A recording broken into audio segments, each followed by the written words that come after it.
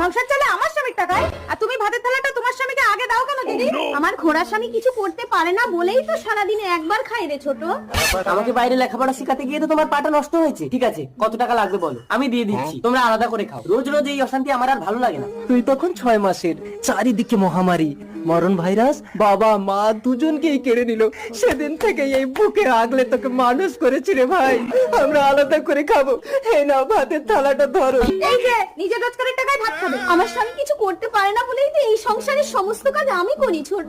এইসব emotional blackmail করে কোনো লাভ নেই। যাও এখান থেকে। এই নাও তোমার ল্যাম্প।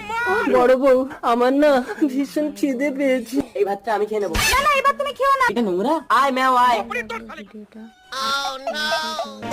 বড় বউ, ওরা তো ভাতটা ফেলে দিয়েছে, চলো খেয়ে নেই। नफरत की दुनिया को छोड़ के प्यार की दुनिया में